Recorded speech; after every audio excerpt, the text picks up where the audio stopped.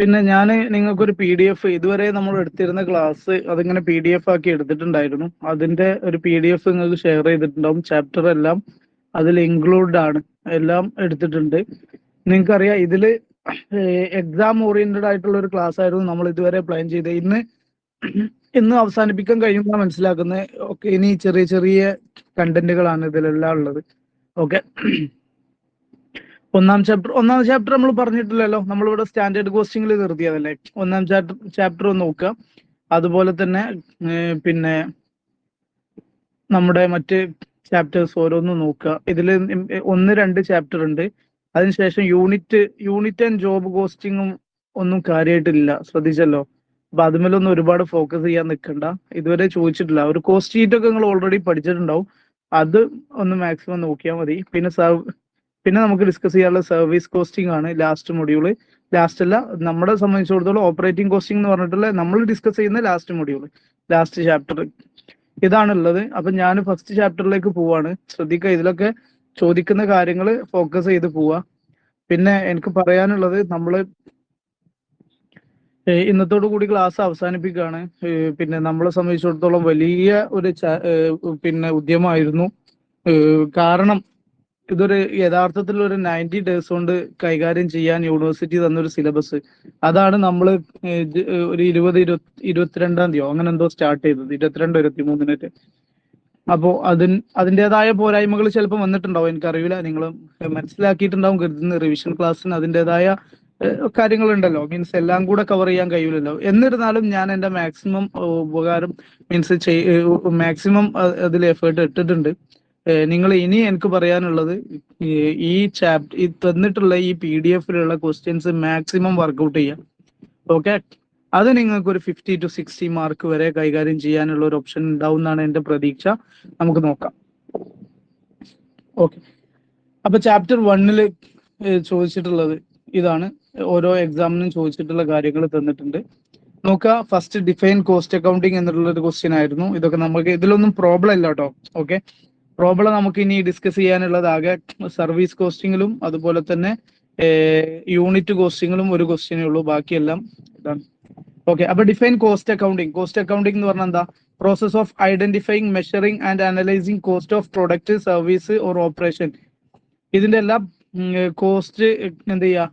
Product, service, operations, അതുപോലെ തന്നെ ഇതിന്റെയൊക്കെ കോസ്റ്റുകളെ ഐഡന്റിഫൈ ചെയ്യുന്ന, മെഷർ ചെയ്യുന്ന, അനലൈസ് ചെയ്യുന്ന പ്രോസസ്സിനെയാണ് കോസ്റ്റ് അക്കൗണ്ടിങ് എന്ന് പറയുന്നത്. To help planning and control. പ്ലാനിങ്ങിനും കൺട്രോളിനും ഹെൽപ്പ് ചെയ്യുന്ന രീതിയിൽ ഐഡന്റിഫൈ ചെയ്യുക, മെഷർ ചെയ്യുക എന്നൊക്കെ പറഞ്ഞിട്ടുള്ള ഈ പ്രോസസ്സാണ്. ജസ്റ്റ് ഒന്ന് മനസ്സിലാക്കി വെക്കുക. പല ഡെഫിനിഷനുകൾ കണ്ടിട്ടുണ്ടാവും.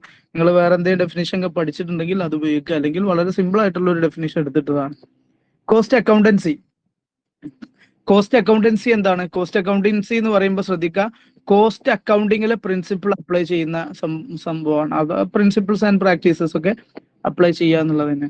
Cost accountancy is border term that include not just cost accounting but also application of costing principles, cost control technique and presentation of cost information to aid management in decision making, planning and performance evaluation. Cost accounting എന്ന് പറയുന്നത് എന്താണ്? Cost അക്കൗണ്ടിങ്ങിനേക്കാളും കുറച്ചും കൂടെ broader term ആണ്. അതിൽ cost accounting മാത്രമല്ല, അതിന് പുറമെ കോസ്റ്റ് അക്കൗണ്ടിങ് പ്രിൻസിപ്പിൾ അപ്ലൈ ചെയ്യുക, കോസ്റ്റ് കൺട്രോൾ അപ്ലൈ ചെയ്യുക, ടെക്നിക്സ് അപ്ലൈ ചെയ്യുക, അതുപോലെ തന്നെ പ്രസന്റേഷൻ ഓഫ് കോസ്റ്റ് ഇൻഫർമേഷൻ എന്ത് ചെയ്യുക? പ്രസന്റ് ചെയ്യുക. എന്തിന്? To aid management in decision making. മാനേജ്മെന്റിനെ സഹായിക്കാൻ വേണ്ടിയിട്ട് എന്തിലൊക്കെ? ഡിസിഷൻ മേക്കിങ്ങിലും പ്ലാനിങ്ങിലും ഈ പെർഫോമൻസ് ഇവാലുവേറ്റ് ചെയ്യുന്നതിലൊക്കെ. ഇതാണ് ഒരു ജനറൽ ടേമിലുള്ള ഒരു കോസ്റ്റ് അക്കൗണ്ടൻസി എന്ന് പറയുന്നത്. ഇതേ കാര്യം തന്നെ cost accountancy is the application of costing and cost accounting കോസ്റ്റിങ്ങും അതുപോലെ തന്നെ കോസ്റ്റ് അക്കൗണ്ടിങ് പ്രിൻസിപ്പിൾസും, അതുപോലെ തന്നെ and methods and technique to the science, art and practice of cost and control and ascertainment of profitability. Cost control ചെയ്യാനും profitability ascertain ചെയ്യാൻ വേണ്ടിയിട്ടും നമ്മൾ എന്ത് ചെയ്യുക? ഇതൊക്കെ ഉപയോഗിക്കുക. പിന്നെ ആർട്ട് ആൻഡ് സയൻസ് എന്നൊക്കെ പറഞ്ഞാൽ എന്താണ്? ഈ കോസ്റ്റ് അക്കൗണ്ടൻസി ഏതൊരു സബ്ജക്റ്റിനെ പോലെ ഇതൊരു ആർട്ടും സയൻസും ആണ്. ഓക്കെ, അപ്പൊ അൾട്ടിമേറ്റ്ലി നമ്മൾ മനസ്സിലാക്കുക എന്താണ് കോസ്റ്റ് അക്കൗണ്ടൻസി എന്ന് പറഞ്ഞാൽ? Application of costing and cost accounting principles, അതുപോലെ മെത്തേഡ്സ് ആൻഡ് ടെക്നിക്ക്. എന്തിന്? കോസ്റ്റ് കൺട്രോൾ ചെയ്യാനും കോസ്റ്റ് അസർട്ടൈൻ ചെയ്യാനും ഈ കോസ്റ്റ് കൺട്രോൾ ചെയ്യാതൊക്കെ ചെയ്യുന്നതാണ് സയൻസും ആർട്ടും ഒക്കെയാണ് എന്നാണ് പറഞ്ഞു വരുന്നത്. അതുപോലെ പ്രാക്ടീസ് ചെയ്യാം. ഇത്രയും കാര്യങ്ങളാണ് കോസ്റ്റ് അക്കൗണ്ടൻസിന്റെ ഡെഫിനിഷൻ. കോസ്റ്റ് അക്കൗണ്ടിങ്ങിന്റെ ഡെഫിനിഷൻ പറഞ്ഞു, കോസ്റ്റ് അക്കൗണ്ടൻസി പറഞ്ഞു. കോസ്റ്റ് അക്കൗണ്ടിങ്ങിനേക്കാളും കുറച്ചും കൂടെ ബ്രോഡർ ടേം ആണ് കോസ്റ്റ് അക്കൗണ്ടൻസി. ഇനി കോസ്റ്റിംഗ് എന്ന് പറഞ്ഞാൽ എന്താണ്? കോസ്റ്റിംഗ് എന്ന് പറഞ്ഞാൽ process of calculating total cost. Total cost calculate ചെയ്യുന്ന പ്രോസസ്സിനെയാണ് കോസ്റ്റിംഗ് എന്ന് പറയുന്നത്. എന്തിന്റെ? Of producing A product or providing A service. ഒരു സർവീസ് പ്രൊവൈഡ് ചെയ്യുന്നതിനോ അല്ലെങ്കിൽ ഒരു പ്രൊഡക്റ്റ് പ്രൊഡ്യൂസ് ചെയ്യുന്നതിനോ വരുന്ന ടോട്ടൽ കോസ്റ്റ് കാൽക്കുലേറ്റ് ചെയ്യുന്നതിനാണ് കോസ്റ്റിംഗ് എന്ന് പറയുന്നത്. ഇതൊക്കെ മുൻപ് ചോദിച്ചിട്ടുള്ള ചോദ്യങ്ങളാണ്. പിന്നെ സിമ പറഞ്ഞിട്ടുള്ള ഒരു ഡെഫിനിഷൻ ഉണ്ട്. Costing is the technique and process of ascertaining cost. Costing എന്ന് പറഞ്ഞാൽ ജസ്റ്റ് എന്ത് ചെയ്യാണ്? കോസ്റ്റ് അസർട്ടൈൻ ചെയ്യുക എന്ന് മാത്രമാണ്. ഓക്കെ, അസർട്ടൈൻ ചെയ്യൽ മാത്രമാണ്. ഇവിടെ process of identifying, measuring and analysing എന്ന് പറയുന്നുണ്ട്. ഏത്? കോസ്റ്റ് അക്കൗണ്ടിങ്ങില്. കോസ്റ്റ് അക്കൗണ്ടൻസി എന്ന് പറയുമ്പോൾ ഒന്നും കൂടെ കയറിപ്പോയി. എന്താണ്? അപ്ലിക്കേഷൻ എല്ലാം വരുന്നുണ്ട്. Costing principles, practices, cost accounting plus application of principles, control measures, കാര്യങ്ങളൊക്കെ ചെയ്യലാണ് കോസ്റ്റ് അക്കൗണ്ടൻസി. ഓക്കെ, ഇതൊക്കെയാണ് 2 മാർക്കിന് ചോദിച്ചിട്ടുള്ള ചോദ്യങ്ങൾ. ഈ ചോദ്യങ്ങൾ പലപ്പോഴും റിപ്പീറ്റിംഗ് ആണ്. കോസ്റ്റ് അക്കൗണ്ടൻസി ഒക്കെ 2-3 തവണ വന്നിട്ടുള്ള ക്വസ്റ്റ്യൻ ആണ്. അത് നല്ലപോലെ ശ്രദ്ധിക്കുക. ഓക്കെ ആണെന്ന് കരുതുന്നു. എന്തെങ്കിലും കൺഫ്യൂഷൻ ഉണ്ടെങ്കിൽ നിങ്ങൾ ഇടയിൽ ചോദിക്കുക. ഞാൻ അടുത്ത ഘട്ടത്തേക്ക് പോവാണ്. സെക്ഷൻ ബി ആണ്. സെക്ഷൻ ബിയിൽ എന്താണ്? ടെക്നിക്സ് ഓഫ് കോസ്റ്റിംഗ് ആണ്. ശ്രദ്ധിക്കണേ, ടെക്നിക്സ് ഓഫ് കോസ്റ്റിങ്ങും അതുപോലെ തന്നെ മെത്തേഡ്സ് ഓഫ് കോസ്റ്റിങ്ങും മാറരുത്. ഇതൊക്കെ നമ്മൾ ഞാൻ ഇന്നലെ എടുത്ത ക്ലാസ്സിലുള്ള കണ്ടന്റ് മാത്രമേ ഇന്ന് ഡിസ്കസ് ചെയ്യാനുള്ളൂ കേട്ടോ. അതിന് പുറമെ 1-2 കണ്ടന്റ് നമ്മൾ ചോദിക്കാത്ത, എക്സാമിന് ചോദിക്കാത്തത് ചോദിച്ചിട്ടുണ്ട്, പക്ഷെ ടെക്സ്റ്റിൽ കാണാത്തതുണ്ട്, അത് എടുത്തിട്ടുണ്ട്. അതാണ് എസ് എ വന്നതും ഒന്ന് എടുത്തിട്ടുള്ളത്. അപ്പൊ ടെക്നിക്സ് ഓഫ് കോസ്റ്റിംഗ് എന്ന് പറയുമ്പം ഒരു മിനിറ്റ് ഇതവിടെ നിൽക്കട്ടെ.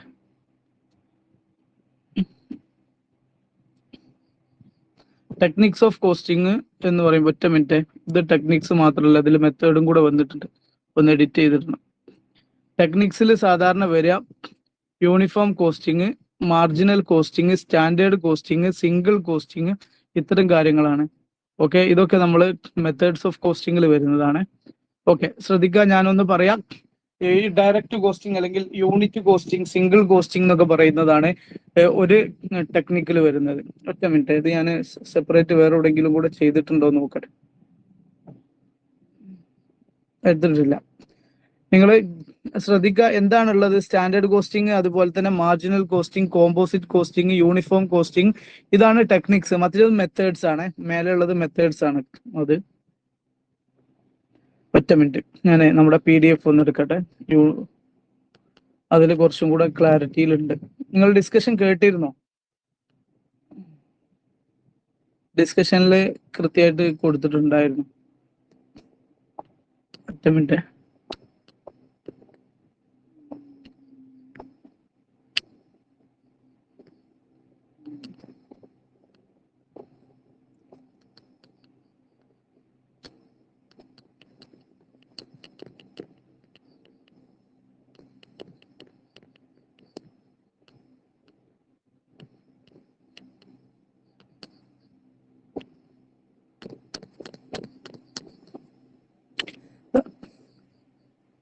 ടെക്നിക്സിൽ വരുന്ന കാര്യങ്ങൾ ഏതൊക്കെയാണ് നോക്കാം. ഒന്ന് അബ്സോർപ്ഷൻ കോസ്റ്റിംഗ് ആണ്. Absorption costing. മറ്റൊന്ന് മാർജിനൽ കോസ്റ്റിംഗ്, മറ്റൊന്ന് ഡയറക്റ്റ് കോസ്റ്റിംഗ്, മറ്റൊന്ന് differential costing, uniform costing, historical costing, standard costing. ഇതൊക്കെയാണ് നമുക്ക് ടെക്സ്റ്റിൽ തന്നിട്ടുള്ള ടെക്നിക്സ്. ശ്രദ്ധിക്കണേ, ടെക്നിക്സും മെത്തേഡ്സും മാറിപ്പോകരുത്. ഓക്കെ, ടെക്നിക്സ് ഓഫ് കോസ്റ്റിംഗിൽ എന്തൊക്കെ വരുന്നത് നോക്കാം. ഒന്ന് അബ്സോർപ്ഷൻ കോസ്റ്റിംഗ് ആണ്. ഇതെന്താണ്?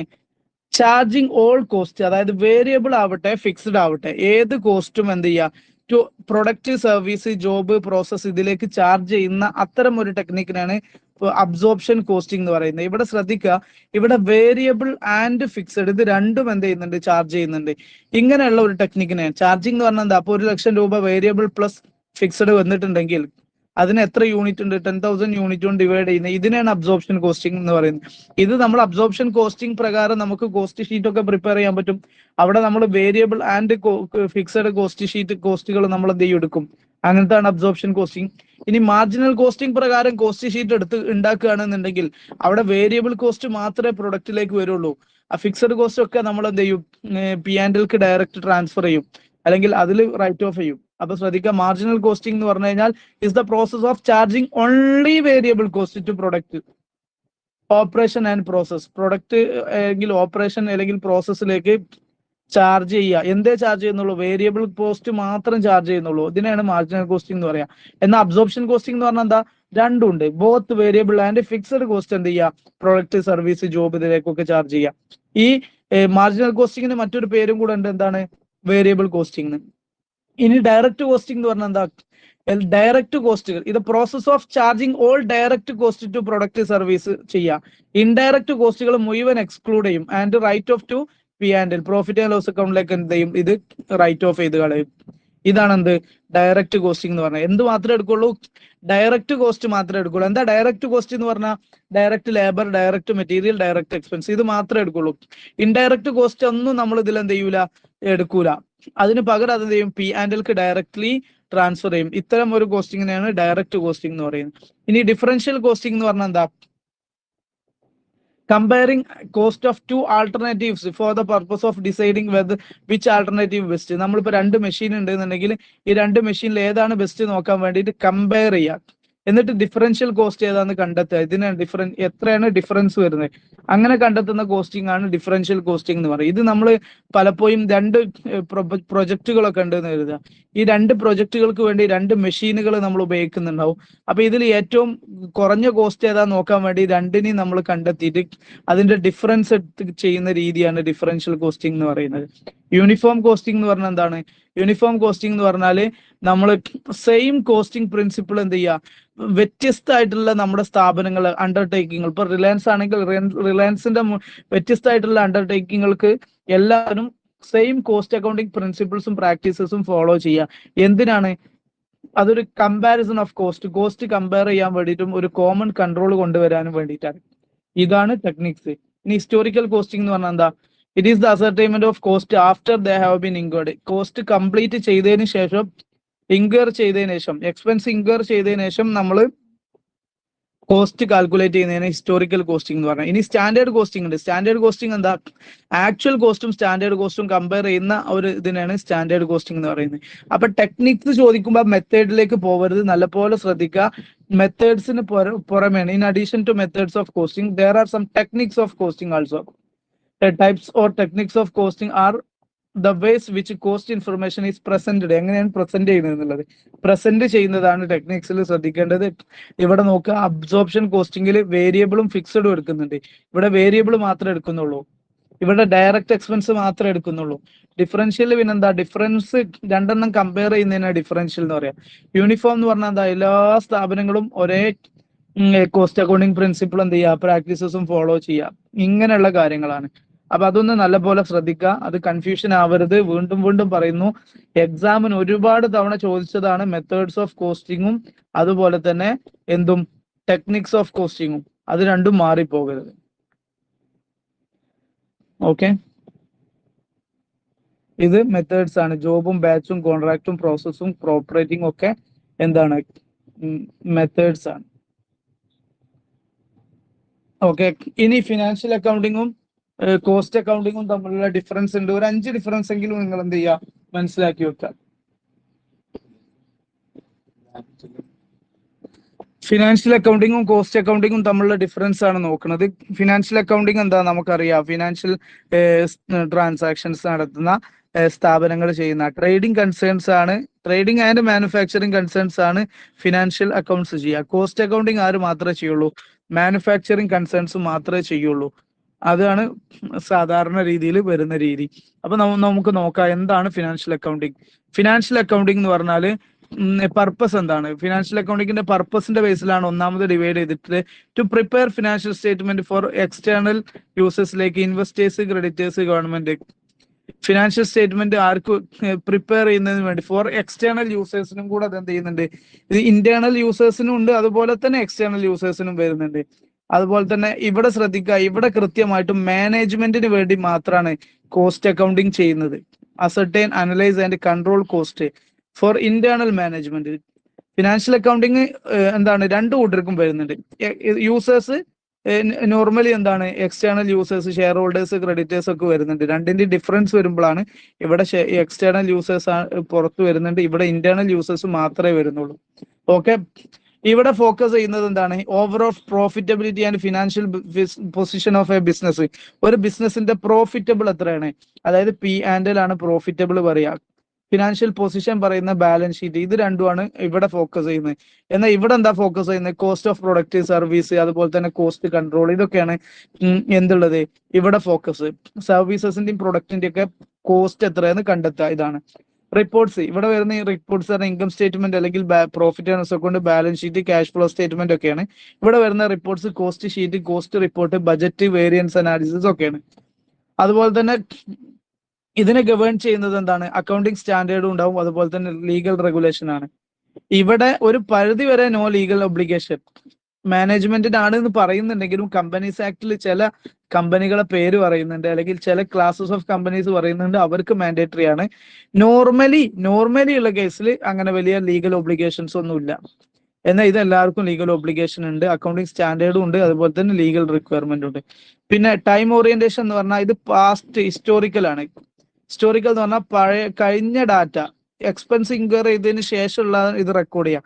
പുതിയ ഫ്യൂച്ചർ ഡാറ്റകളിലൊന്നും ഇതിലൊരു പ്രാധാന്യമില്ല. ഇവിടെ രണ്ടിനും പ്രാധാന്യമുണ്ട്, പ്ലാനിങ്ങിനും കൺട്രോളിനും ബോത്ത് ഹിസ്റ്റോറിക്കൽ ആൻഡ് ഫ്യൂച്ചർ ആയിട്ടുള്ള ട്രാൻസാക്ഷൻ വരുന്നുണ്ട്. റെക്കോർഡിംഗ് എന്ന് പറഞ്ഞാൽ financial transactions based on monetary terms ഉള്ളതേ ഇതിൽ റെക്കോർഡ് ചെയ്യുള്ളൂ. നമ്മൾ accounting is the art of recording എന്നൊക്കെ പറയുന്ന ഒരു സാധനമാണ്. മോണിറ്ററി ടേംസേ വിശദീകരിക്കുള്ളൂ. അത് മോണിറ്ററി ടേംസിൽ മാത്രമേ ഇവിടെ ഫിനാൻഷ്യൽ അക്കൗണ്ടിങ്ങിൽ കാണാൻ പറ്റുള്ളൂ. ഇവിടെ മോണിറ്ററി ഉണ്ട്, അതുപോലെ തന്നെ ഫിസിക്കലി നമ്മൾ എന്ത് ചെയ്യും, ഫിസിക്കൽ യൂണിറ്റും നമ്മൾ ക്വാണ്ടിറ്റി എത്ര പ്രൊഡ്യൂസ് ചെയ്ത് അതും കൂടെ ഈ കോസ്റ്റ് അക്കൗണ്ടിങ്ങിൽ ഇമ്പോർട്ടന്റ് ആണ്. ഇങ്ങനെ ഒരുപാട് കാര്യങ്ങളുണ്ട്. ഒരു 5-6 വലുതായിട്ട് നോക്കുക. ലെവൽ ഓഫ് ഡീറ്റെയിൽ, ഇത് സമ്മറൈസ്ഡ് ആണ്, ഇത് ഡീറ്റെയിൽഡ് ആണ്, അങ്ങനെയൊക്കെ പറയുന്നുണ്ട്. അത്രയൊന്നും ഡീറ്റെയിൽ ആയിട്ട് പോകേണ്ട, ഒരു 5-6 പോയിന്റ് മാക്സിമം പഠിച്ചാൽ മതി. ഇമ്പോർട്ടന്റ് ആണ്. ഒരു തവണ ചോദിച്ചതാണല്ലോ നമ്മൾ എടുത്തിട്ടുള്ളത്.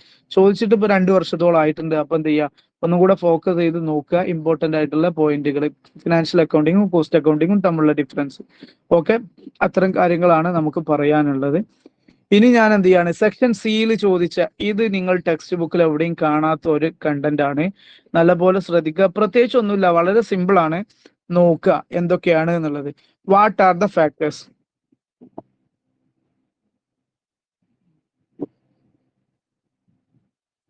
ആരും ഇല്ലടോ, ഇന്ന് പെരുന്നാളൊക്കെ ആയിട്ടായിരിക്കും അല്ലെ. എന്തായാലും റെക്കോർഡിങ്സ് അവൈലബിൾ ആണല്ലോ. Okay, what are the factors to be considered before the installation of costing system in an organization? ഒരു സ്ഥാപനത്തിൽ നമ്മൾ കോസ്റ്റിംഗ് സിസ്റ്റം ഇംപ്ലിമെന്റ് ചെയ്യുന്നതിന് മുൻപായിട്ട് നമ്മൾ കൺസിഡർ ചെയ്യേണ്ട കാര്യങ്ങൾ എന്തൊക്കെയാന്നുള്ളതാണ്. നമ്മൾ ഒരു സ്ഥാപനത്തിൽ കോസ്റ്റ് അക്കൗണ്ടിങ് ഇൻസ്റ്റാൾ ചെയ്യുന്നതിന് മുൻപായിട്ട് ബിസിനസിന്റെ നേച്ചർ, ക്യാരക്ടറിസ്റ്റിക്സ് എന്താണെന്ന് അറിയൽ നിർബന്ധമാണ്. എന്ത് ടൈപ്പാന്ന് അറിഞ്ഞാലല്ല എന്ത് രീതിയിലുള്ള കോസ്റ്റ് കൺട്രോളും കോസ്റ്റിംഗ് ടെക്നിക്കും ആണ് അവിടെ ഉപയോഗിക്കേണ്ടതെന്ന് മനസ്സിലാക്കാൻ പറ്റുള്ളൂ. അതുകൊണ്ട് തന്നെ മാനുഫാക്ചറിങ് ആണോ, ട്രേഡിംഗ് ആണോ, സർവീസ് ആണോ, ഇത്തരം കാര്യങ്ങളൊക്കെ അറിയണം. എന്തിനാണ്? നമുക്ക് ഡിറ്റർമിൻ ചെയ്യാൻ ഏത് കോസ്റ്റിംഗ് മെത്തേഡാണ്, ജോബ് കോസ്റ്റിംഗ് ആണോ, പ്രോസസ് കോസ്റ്റിംഗ് ആണോ, ആക്ടിവിറ്റി ബേസ്ഡ് ആണോ, അത്തരം കാര്യങ്ങളൊക്കെ അറിയാൻ ആദ്യം കോസ്റ്റ് അക്കൗണ്ടിങ് ഇൻസ്റ്റാൾ ചെയ്യുന്നതിന് മുൻപായിട്ട് എന്ത് വേണോ, ബിസിനസിന്റെ നേച്ചർ മനസ്സിലാക്കണം. അതുപോലെ തന്നെ ബിസിനസ് എത്രത്തോളം വലുതാണ്, സൈസ്, അതുപോലെ തന്നെ അതിന്റെ സ്ട്രക്ചർ മനസ്സിലാക്കണം. ലാർജ് ആൻഡ് ഡൈവേഴ്സിഫൈഡ് കമ്പനി എന്ത് വേണ്ടി വരും? കോംപ്ലക്സ് ആൻഡ് ഡീറ്റെയിൽഡ് കോസ്റ്റിംഗ് വേണം. എന്തിനെ സംബന്ധിച്ചിടത്തോളം? സ്മോൾ ഫേമിനെ സംബന്ധിച്ചിടത്തോളം. അതുകൊണ്ട് തന്നെ ബിസിനസിന്റെ സൈസും സ്ട്രക്ചറും എങ്ങനെയാണ് എന്നുള്ളത് കൃത്യമായിട്ട് എന്ത് ചെയ്യണം, കോസ്റ്റ് അക്കൗണ്ടിങ് കാര്യങ്ങൾ ഇൻസ്റ്റാൾ ചെയ്യുന്നതിന് മുൻപ് ഉറപ്പുവരുത്തണം. ഇനി നമ്മൾ കോസ്റ്റിംഗ് സിസ്റ്റം ചെയ്യുന്നതിന്റെ ഒബ്ജക്റ്റീവ്സ്, ലക്ഷ്യം എന്താണ് എന്ന് മനസ്സിലാക്കണം. The system should align with goal എന്താന്ന് അറിഞ്ഞാലല്ലേ പറ്റുള്ളൂ. അതുകൊണ്ട് തന്നെ നമ്മൾ ചെയ്യുന്ന ഗോളിനായിട്ട് അലൈൻ ചെയ്ത് അതിനായിട്ട് യോജിച്ചു പോകണം. നമ്മുടെ ഗോൾ എന്താവാം? കോസ്റ്റ് കൺട്രോൾ ആവാം, ബജറ്റിംഗ് ആവാം, പ്രൈസിങ് ആവാം. അപ്പൊ ആ ഗോളിനായിട്ട് അലൈൻ ചെയ്തിട്ടായിരിക്കണം നമ്മുടെ കോസ്റ്റിംഗ് മെത്തേഡ്സും കാര്യങ്ങളും ഇൻസ്റ്റാൾ ചെയ്യേണ്ടത്. അതുകൊണ്ട് തന്നെ അതിന് നമുക്ക് എന്ത് വേണം? ഒബ്ജക്റ്റീവ് എന്താണെന്ന് അറിയണം. അതുപോലെ തന്നെ പ്രൊഡക്റ്റ് ഏത് തരം പ്രൊഡക്റ്റ് ആണെന്ന് അറിയണം, അല്ലെങ്കിൽ സർവീസ് ആണെന്ന് അറിയണം. ഹോമോജീനിയസ് പ്രൊഡക്റ്റ് ആണോ, അത് പ്രോസസ് കോസ്റ്റിങ്ങിന് സ്യൂട്ടബിൾ ആണോ, അങ്ങനെയൊക്കെ അറിയാൻ വേണ്ടിയിട്ട് എന്ത് ടൈപ്പ് പ്രൊഡക്റ്റ് ആണ് നമ്മൾ കൊടുക്കുന്നതെന്ന് അറിയണം. എന്നാലേ നമുക്ക് എന്ത് ചെയ്യാൻ പറ്റുള്ളൂ, ഈ കോസ്റ്റ് അക്കൗണ്ടിങ് ഇൻസ്റ്റാൾ ചെയ്യുമ്പം സുഗമമായ രീതിയിൽ കോസ്റ്റ് അക്കൗണ്ടിങ് ടെക്നിക്ക് ഇൻസ്റ്റാൾ ചെയ്യാൻ പറ്റുള്ളൂ. പിന്നെ പ്രൊഡക്ഷൻ പ്രോസസ് എത്രത്തോളം കോംപ്ലക്സ് ആണെന്ന് അറിയണം. നല്ല കോംപ്ലക്സ് ആണെങ്കിൽ അഡ്വാൻസ്ഡ് കോസ്റ്റിംഗ് സിസ്റ്റംസ് കൊണ്ടുവരണം. എന്തിന്? കോസ്റ്റുകളെ ട്രാക്ക് ചെയ്യാൻ വേണ്ടിയിട്ട്. ഇനി സ്കിൽഡ് പേഴ്സണിന് എത്രത്തോളം അവൈലബിൾ ആണ്, നമ്മളൊരു കോസ്റ്റ് അക്കൗണ്ട് സിസ്റ്റം ചെയ്യുന്നതിന് മുൻപായിട്ട് ഇതൊക്കെ ഇൻസ്റ്റാൾ ചെയ്യുന്നതിന് എത്രത്തോളം സ്കിൽഡ് ആയിട്ടുള്ള ലേബേഴ്സ് കാര്യങ്ങൾ നമുക്ക് കിട്ടും എന്നും കൂടെ നമ്മൾ എന്ത് ചെയ്യണം?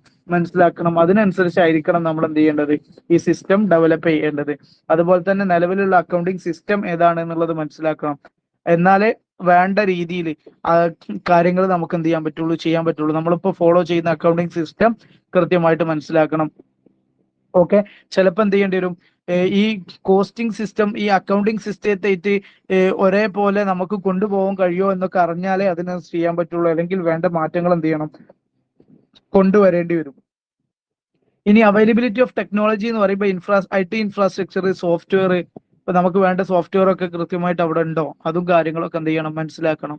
ഓക്കെ, പിന്നെ കോസ്റ്റ് ബെനിഫിറ്റ് അനാലിസിസ് നടത്തണം. അതായത് നമ്മൾ ഇംപ്ലിമെന്റ് ചെയ്യാൻ പോകുന്ന കോസ്റ്റിംഗ് സിസ്റ്റം നമുക്ക് തരുന്ന ബെനിഫിറ്റും നമ്മൾ കമ്പയർ ചെയ്യണം. ഈ കോസ്റ്റിംഗ് സിസ്റ്റം ഡെവലപ്പ് ചെയ്തിട്ട് നമ്മുടെ മെയിൻ ബെനിഫിറ്റ് ചിലപ്പോൾ എന്തായിരിക്കും? കോസ്റ്റ് കൺട്രോൾ ആയിരിക്കും. എന്നിട്ട് നമ്മളൊരു 2 ലക്ഷം രൂപയുടെ കോസ്റ്റ് കൺട്രോൾ ചെയ്യാൻ വേണ്ടിയിട്ട് 10 ലക്ഷം രൂപയുടെ കോസ്റ്റിംഗ് സിസ്റ്റം ഇവിടെ ഡെവലപ്പ് ചെയ്യുന്നതിൽ അർത്ഥമില്ല. ഓക്കെ, അപ്പൊ അത് കോസ്റ്റ് ബെനിഫിറ്റ് അനാലിസിസ് നിർബന്ധമായിട്ടും ചെയ്യണം. അതുപോലെ ഏറ്റവും ഇമ്പോർട്ടന്റ് ആയിട്ടുള്ള കാര്യം മാനേജ്മെന്റിന്റെ ഭാഗത്തു നിന്നുള്ള സപ്പോർട്ടും അവരുടെ വില്ലിങ്നെസ്സും ആണ്. ഇതൊക്കെ ചെയ്യുന്നതിന്, ഇങ്ങനെയുള്ള ഒരു സാധനം ഡെവലപ്പ് ചെയ്ത് ഇംപ്ലിമെന്റ് ചെയ്യുന്നതിന് ഇവരുടെ ഭാഗത്തു നിന്നുള്ള സപ്പോർട്ട് നിർബന്ധമാണ്.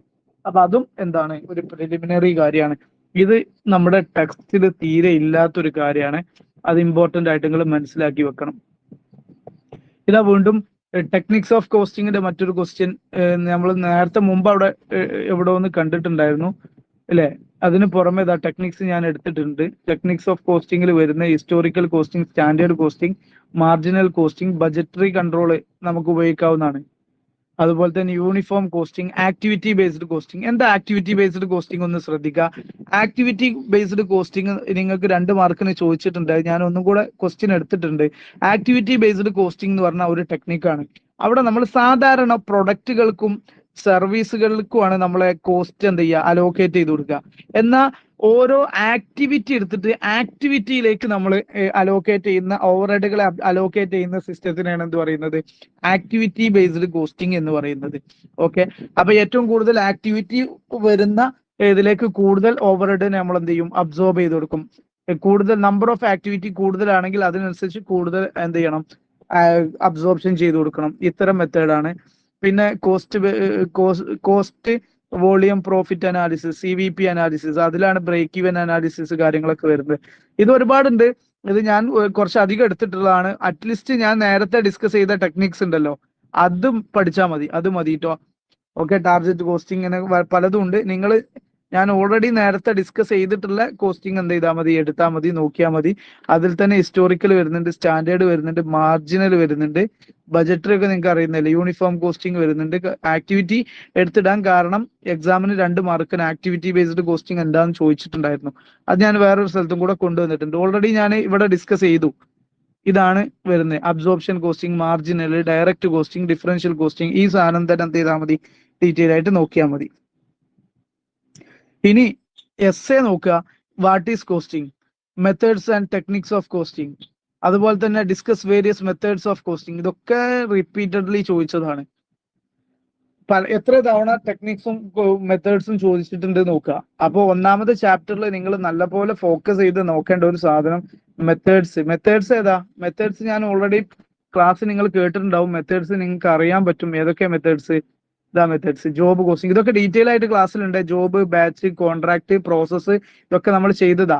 Single or unit costing, operating costing, operation costing, multiple costing, ഇതൊക്കെ ഡീറ്റെയിൽ ആയിട്ട് ഞാൻ 1 മണിക്കൂറിന്റെ താഴെയുള്ള ഒരു വീഡിയോ അപ്ലോഡ് ചെയ്തിട്ടില്ലേ?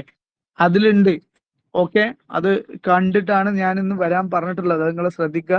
എല്ലാം കൂടെ റിവിഷനിൽ ഡിസ്കസ് ചെയ്യാൻ നിന്നാൽ നമുക്കത് കഴിയൂല. നമുക്ക് ആകെ 10 to 12 മണിക്കൂർ മാക്സിമം റിവിഷനിൽ കഴിയുള്ളൂ എന്നുള്ളത് കൊണ്ടാണ് ഞാൻ ഈ ഒരു മെത്തേഡും കൂടെ സ്വീകരിച്ചത്. ക്ലാസ്സിൽ അപ്ലോഡ് ചെയ്ത വീഡിയോസും കൂടെ കാണുക എന്നുള്ളത്. കാരണം ചെറിയ സബ്ജക്റ്റ് അല്ല നമ്മുടേത്. റെഗുലർ ആയിട്ട് പോലും സ്പെഷ്യൽ ക്ലാസ് കൂടെ വെച്ചിട്ട് തീർക്കുന്ന രീതിയിൽ പോകുന്ന ഒരു സബ്ജക്റ്റ് ആണ്. അതും കൂടെ നിങ്ങൾ അതിന്റെ കൂടെ മനസ്സിലാക്കുക. ഓക്കെ, ഇമ്പോർട്ടന്റ് ക്ലിയർ ആയിട്ടുണ്ട് എന്ന് പ്രതീക്ഷിക്കുകയാണ്. എന്തെങ്കിലും കൺഫ്യൂഷൻ ഉണ്ടെങ്കിൽ ചോദിക്കുക, അല്ലെങ്കിൽ ഞാൻ അടുത്ത ചാപ്റ്റർ 2 പോവാണ്. ഓക്കെ, ഇതിലൊക്കെ 2 മാർക്കിന്റെ ക്വസ്റ്റ്യൻസ് ആണ് കൂടുതലും കണ്ടിട്ടുള്ളത്. ഉണ്ടോ? 5-ലൊന്നും ഒന്നുമില്ല, 10-ലും ഒന്നുമില്ല, ചാപ്റ്റർ 2-ല്. ഓക്കെ അല്ലേ? ഞാൻ മുന്നോട്ട് പോട്ടെ.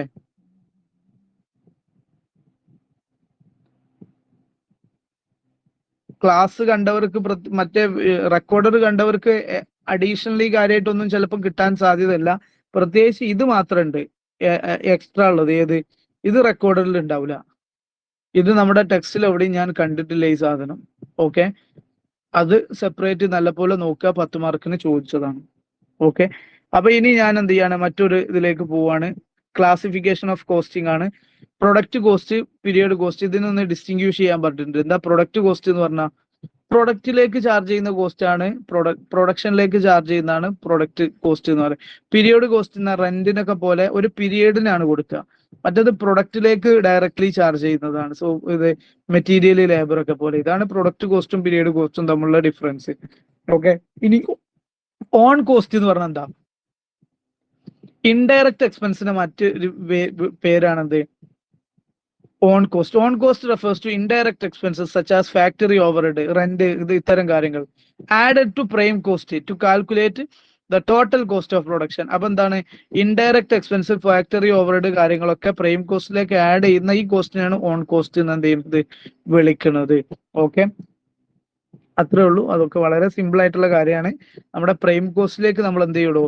പ്രൈം കോസ്റ്റിലേക്ക് ഫാക്ടറി ഓവർഹെഡ് ആഡ് ചെയ്യും. ഇതിനാണ് നമ്മൾ എന്ത് പറയുന്നത്? അപ്പൊ ഇതിന്റെ ഈ ടോട്ടൽ എന്നുള്ള രീതിയിൽ വരുന്നതിനാണ് ഓൺ കോസ്റ്റ് എന്ന് പറയുന്നത്. ഇനി മെഷീൻ കോസ്റ്റ് എന്താണ്? മെഷീൻ കോസ്റ്റ് ഞാൻ ചാപ്റ്റർ 4-ലും ഡിസ്കസ് ചെയ്തതാണ്. ഓവർഹെഡിന്റെ ചാപ്റ്റർ, 5-ാമത്തെ ചാപ്റ്ററിൽ. മെഷീൻ കോസ്റ്റ് എന്ന് പറഞ്ഞാൽ എന്താ? ഒരു മെഷീൻ റൺ ചെയ്യാനും ഓപ്പറേറ്റ് ചെയ്യാനും മെയിൻറ്റെയിൻ ചെയ്യാനുള്ള കോസ്റ്റിനെയാണ് എന്ത് പറയുന്നത്? മെഷീൻ കോസ്റ്റ് എന്ന് പറഞ്ഞാൽ. Machine cost include all expenses relating to operation and maintenance of machine such as depreciation, power consumption, repair and insurance, ഇത്തരം കാര്യങ്ങളൊക്കെ വരും. ഇനി കോമ്പോസിറ്റ് യൂണിറ്റ്. കോമ്പോസിറ്റ് യൂണിറ്റ് എന്ന് പറഞ്ഞാൽ എന്താ? ആദ്യം കോസ്റ്റ് യൂണിറ്റ് എന്താന്ന് മനസ്സിലാക്കണം. കോസ്റ്റ് യൂണിറ്റ് kg, അതുപോലെ തന്നെ ലിറ്റർ, ഇതിങ്ങനെയൊക്കെ പറയുന്നതിനാണ് കോസ്റ്റ് യൂണിറ്റ് എന്ന് പറയുന്നത്. ഇങ്ങനത്തെ 2 കോസ്റ്റ് യൂണിറ്റുകൾ കൂടിയാൽ അതിനെ നമ്മൾ എന്ത് വിളിക്കും? കോമ്പോസിറ്റ് കോസ്റ്റ് യൂണിറ്റ് എന്ന് വിളിക്കും. ഇപ്പൊ ട്രാൻസ്പോർട്ട് ഇൻഡസ്ട്രിയിൽ 10 കിലോമീറ്റർ അല്ലെങ്കിൽ പാസഞ്ചർ കിലോമീറ്റർ, ഹോസ്പിറ്റലില് പേഷ്യൻ പെർ ബെഡ് എന്നൊക്കെ പറഞ്ഞിട്ട് കൊടുക്കും. അതായത് 2 കോസ്റ്റ് യൂണിറ്റ് ഒന്നിച്ചു വെക്കുന്നതിനാണ് എന്ത് പറയുന്നത്? കോമ്പോസിറ്റ് കോസ്റ്റ് യൂണിറ്റ് എന്ന് പറയുന്നത്. Composite cost unit combines 2 or more cost unit for complex services. 10 kilometre, passenger kilometre ഒക്കെയാണ് ഉദാഹരണം. ഓക്കെ, എന്തെങ്കിലും കൺഫ്യൂഷൻ ഉണ്ടെങ്കിൽ ചോദിക്കണം കേട്ടോ, ആരും ഒന്നും മിണ്ടാത്തോണ്ടാണ്. Semi variable overhead. Semi variable overhead എന്ന് പറഞ്ഞാൽ എന്താ? പാർട്ട്ലി ഫിക്സഡും പാർട്ട്ലി വേരിയബിളും ആയിട്ടുള്ള എക്സ്പെൻസസിനെയാണ്, അല്ലെങ്കിൽ ഇൻഡയറക്റ്റ് എക്സ്പെൻസസിനെയാണ് സെമി വേരിയബിൾ എന്ന് പറയുന്നത്. Semi variable overhead are cost that contain both fixed and variable components. ഫിക്സഡും വേരിയബിൾ കോമ്പണൻറ്റും കൂടെ മിക്സ് ആയിട്ട് വരുന്നതിനാണ് നമ്മൾ സെമി വേരിയബിൾ എന്ന് പറയുന്നത്. ഇലക്ട്രിസിറ്റി ബില്ല് കുറച്ച് ഫിക്സഡ് ചാർജും ഉണ്ടാവും, പിന്നെ വേരിയിങ് ചാർജും വരും. അതുപോലെ അത്തരം കാര്യങ്ങളാണ് bill with a fixed monthly charge and usage based charge. അവിടെ എന്തുണ്ട്? രണ്ടും ഉണ്ട്. ടെലഫോണും അങ്ങനത്തെ കാര്യങ്ങളാണ്. ടെലഫോൺ ചാർജും അതിൽ വരുന്നതാണ്. 200 രൂപ ഒക്കെ പണ്ടുണ്ടായിരുന്നത്. 200 രൂപക്ക് നമുക്ക് 120 കോൾ ചെയ്യാം. പ്ലസ് ഇനി കോൾ ചെയ്യുകയാണെങ്കിൽ ഓരോ കോളിനും 1 മിനിറ്റിന് ഇത്ര രൂപ വെച്ചിട്ട് എന്തായിരിക്കും ഉണ്ടാവുക. ഓക്കെ, ഇനി activity based costing. Activity based costing എന്ന് പറഞ്ഞാൽ എന്താണ്? ABC അനാലിസിസ് അല്ല കേട്ടോ, ആക്ടിവിറ്റി ബേസ്ഡ് കോസ്റ്റിംഗ് എന്നാണ്. ഇത് കോസ്റ്റിംഗ് മെത്തേഡ്, ഒരു കോസ്റ്റിംഗ് മെത്തേഡ് ആണ്. That assign overhead to products, പ്രൊഡക്റ്റിലേക്ക് അസൈൻ ചെയ്യുക based on activity involve. Activity involve ചെയ്തതിന്റെ അടിസ്ഥാനത്തിൽ, അല്ലാതെ എന്തിന്റെ അടിസ്ഥാനത്തിലല്ല, എത്ര ഔട്ട്പുട്ട് ഉണ്ട് അല്ലെങ്കിൽ എത്ര ഹവർ എന്നതിന്റെ അടിസ്ഥാനത്തിലല്ല. ഉദാഹരണം, ഒരു ചെയർ ഉണ്ടാക്കാൻ വേണ്ടിയിട്ട് നമുക്ക് 2 ആക്ടിവിറ്റി ഉണ്ട്. അതുപോലെ ഒരു ടേബിൾ ഉണ്ടാക്കാൻ വേണ്ടി 4 ആക്ടിവിറ്റി ഉണ്ട് എന്ന് കരുതുക. ഉദാഹരണം, ചെയർ ഉണ്ടാക്കാൻ വേണ്ടി ജസ്റ്റ് ഒന്ന് പോളിഷ് ചെയ്ത് സെറ്റ് ചെയ്യാനുള്ളൂ. ഇതുമേ കുറച്ച് അധികം പണിയുണ്ട് എന്ന് കരുതുക. അപ്പൊ ഇതിന് കുറച്ച് അധികം ഓവർഹെഡ് അലോക്കേറ്റ് ചെയ്ത് കൊടുക്കേണ്ടി വരും. ഇതിന് നോർമലി അലോക്കേറ്റ് ചെയ്യുന്ന രീതിയിൽ 2 അലോക്കേഷനെ നടത്തേണ്ടി വരുള്ളൂ. അപ്പൊ പ്രൊഡക്റ്റിലേക്ക് ആക്ടിവിറ്റി എന്ത് ചെയ്യുക? ഓവർഹെഡ് അസൈൻ ചെയ്ത് കൊടുക്കുന്നത് ആക്ടിവിറ്റിന്റെ ബേസിലാണ്, അല്ലാതെ സാധാ പോലെ ചെയ്യുന്ന ട്രഡീഷണൽ മെത്തേഡിൽ ചെയ്യുന്ന പോലെ ഹവറിന്റെ അടിസ്ഥാനത്തിലോ വോളിയത്തിന്റെ അടിസ്ഥാനത്തിലോ അല്ല. അങ്ങനെ ചെയ്യുന്നതിനാണ് ആക്ടിവിറ്റി ബേസ്ഡ് കോസ്റ്റിംഗ് എന്ന് പറയുന്നത്. ഇനി ഡയറക്റ്റ് കോസ്റ്റ് എന്താന്ന് ചോദിച്ചിട്ടുണ്ട്. ഡയറക്റ്റ് കോസ്റ്റ് എന്ന് പറഞ്ഞാൽ എന്താ, ഒരു പ്രൊഡക്റ്റ്, ജോബ്, ഡിപ്പാർട്ട്മെന്റ് ഇതിലേക്കൊക്കെ ഡയറക്ട്ലി നമുക്ക് ട്രേസ് ചെയ്യാൻ പറ്റുന്നതിനെയാണ് നമ്മൾ എന്ത് പറയുന്നത്, ഡയറക്റ്റ് കോസ്റ്റ്. ഒരു മൊബൈൽ ഫോൺ ഉണ്ടാക്കുന്നുണ്ടെങ്കിൽ ആ മൊബൈൽ ഫോണിൽ കാണുന്ന മെറ്റീരിയൽ ആണ് ഡയറക്റ്റ് മെറ്റീരിയൽ. അത് ഡയറക്ട്ലി ട്രേസ്ഡ് ആണ്, സ്പെസിഫിക്കലി ഐഡന്റിഫൈ ചെയ്യാൻ പറ്റും. അതുപോലെ തന്നെ നമുക്ക് നോക്കിയാൽ അതുമേൽ എന്തോ ഒരു വർക്കറിന്റെ വർക്ക് നമുക്ക് അതിൽ കാണാൻ പറ്റും, അത് ഡയറക്റ്റ് വേജസ് ആണ്. ഓക്കെ, അത്തരം കോസ്റ്റിനെയാണ് ഡയറക്റ്റ് കോസ്റ്റ്. ഇതൊക്കെ നമ്മൾ ഒരുപാട് തവണ റിപ്പീറ്റ് ചെയ്ത് പറഞ്ഞ കാര്യങ്ങളാണ്. ഓക്കെ, ഇനി ഷട്ട് ഡൗൺ കോസ്റ്റ് എന്താന്ന് പറഞ്ഞിട്ടുണ്ട്, അതൊരു ചോദ്യമാണ്. ഷട്ട് ഡൗൺ കോസ്റ്റ് എന്ന് പറഞ്ഞാൽ എന്താ, അൺഅവോയ്ഡബിൾ ആയിട്ടുള്ള ഫിക്സഡ് കോസ്റ്റ്. അതായത് ഒരു സ്ഥാപനം ഷട്ട് ഡൗൺ താൽക്കാലിക ടെമ്പറലി നമ്മൾ എന്ത് ചെയ്തിട്ടുണ്ട്, സ്റ്റോപ്പ് ചെയ്തിട്ടുണ്ട് അതിന്റെ പ്രൊഡക്ഷൻ. അങ്ങനെ വന്നാലും നമ്മൾ ചെലവാക്കേണ്ട കോസ്റ്റിനെയാണ് എന്ത് പറയുന്നത്, ഷട്ട് ഡൗൺ കോസ്റ്റ് എന്ന് പറയുന്നത്. ചിലപ്പോൾ റെന്റ് കൊടുക്കേണ്ടി വരും, ഡിപ്രീസിയേഷൻ വേണ്ടി വരും, മെയിൻ്റനൻസ് വേണ്ടി വരും, ഇതൊക്കെ നിർത്തിയാലും കൊടുക്കേണ്ടി വരും. അങ്ങനത്തെ കോസ്റ്റിനാണ് ഷട്ട് ഡൗൺ കോസ്റ്റ് എന്ന് പറയുന്നത്. ഇനി അടുത്തൊരു ക്വസ്റ്റ്യൻ ആണ്, കോസ്റ്റ് യൂണിറ്റ് എന്താണ്. ഈ ചാപ്റ്ററിന് ഒരുപാട് 2 മാർക്ക് ക്വസ്റ്റ്യൻ ഉണ്ട്, ശ്രദ്ധിക്കണം. കോസ്റ്റ് യൂണിറ്റ് ഒക്കെ നമ്മൾ പറഞ്ഞു എന്താണ്, ഒരു പ്രൊഡക്റ്റിനെ കോസ്റ്റിനെ നമ്മൾ എക്സ്പ്രസ് ചെയ്യുന്നത് ഏതെങ്കിലും ഒരു പ്രത്യേക കോസ്റ്റ് യൂണിറ്റ്, ഒരു യൂണിറ്റിലായിരിക്കും. അങ്ങനെ ആ യൂണിറ്റിനാണ് കോസ്റ്റ് യൂണിറ്റ് എന്ന് പറഞ്ഞത്. കോസ്റ്റ് യൂണിറ്റ് പറഞ്ഞ unit of product, service or type in relation to which cost are measured. അതിനെ ബേസ് ചെയ്തിട്ടാണ് നമ്മൾ കോസ്റ്റ് എന്ത് ചെയ്യുന്നത്, അതിനെ കണക്ട് വെച്ചിട്ടായിരിക്കും നമ്മൾ എന്ത് ചെയ്യുന്നത്, കോസ്റ്റിനെ എക്സ്പ്രസ് ചെയ്യുന്നത് അല്ലെങ്കിൽ കോസ്റ്റിനെ മെഷർ ചെയ്യുന്നത്. നമ്മൾ കോസ്റ്റ് എങ്ങനെ മെഷർ ചെയ്യുക, ഒരു കിലോ എന്താണ് മണ്ണ്, എന്താ പറയാ, അരിക്ക് ഇത്ര രൂപയുടെ കോസ്റ്റ് നമ്മൾ മെഷർ ചെയ്യുന്ന എങ്ങനെ, ഈ കോസ്റ്റ് യൂണിറ്റിനെ വെച്ചിട്ടാണ്. ഇങ്ങനെ മെഷർ ചെയ്യുന്ന, എക്സ്പ്രസ് ചെയ്യുന്ന യൂണിറ്റിനെയാണ് കോസ്റ്റ് യൂണിറ്റ് എന്ന് പറയുന്നത്. ഇനി കോസ്റ്റ് സെന്റർ എന്ന് പറഞ്ഞാൽ എന്താ, കോസ്റ്റ് സെന്റർ എന്ന് പറഞ്ഞാൽ ഡിപ്പാർട്ട്മെന്റ് ആണ്, അല്ലെങ്കിൽ മെഷീൻ ആണെങ്കിൽ പേഴ്സൺ ആണ്. ആ ഡിപ്പാർട്ട്മെന്റ്, മെഷീൻ അല്ലെങ്കിൽ പേഴ്സണിലേക്കാണ് നമ്മൾ കോസ്റ്റ് കളക്ട് ചെയ്യുന്നതും കോസ്റ്റിനെ മോണിറ്റർ ചെയ്യുന്നതും കൺട്രോൾ ചെയ്യുന്നതും. ഓക്കെ, ഇത്തരം സെന്ററുകളെ, ഡിപ്പാർട്ട്മെന്റുകളെയാണ് കോസ്റ്റ് സെന്റർ എന്ന് പറയുന്നത്. ഇതെന്തിനാ അങ്ങനെ ചെയ്യുന്നത്, എഫക്റ്റീവായിട്ട് കോസ്റ്റ് കൺട്രോളും അക്കൗണ്ടബിലിറ്റി ഉണ്ടാവും. ആരാണ് ഈ കോസ്റ്റ് കൺട്രോൾ ചെയ്യാൻ അക്കൗണ്ടബിൾ, ആ ഡിപ്പാർട്ട്മെന്റ് ആണ്. അങ്ങനെ കിട്ടാൻ വേണ്ടിയിട്ടാണ് കോസ്റ്റ് സെന്റർ എന്ന കൺസെപ്റ്റ് കൊണ്ടുവന്നിട്ടുള്ളത്.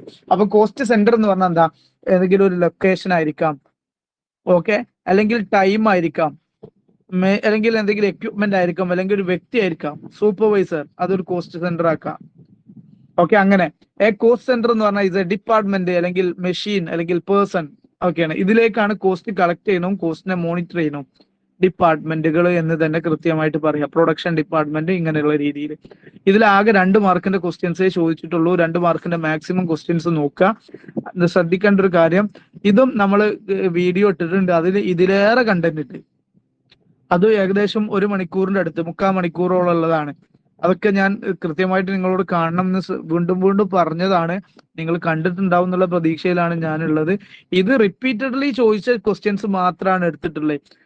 ഡീറ്റെയിൽഡ് ആ ചാപ്റ്റർ മുഴുവൻ ഡീറ്റെയിൽ ആയിട്ട് നമ്മൾ അതിൽ എന്ത് ഇട്ടിട്ടുണ്ട്, നിങ്ങൾ ശ്രദ്ധിക്കണം.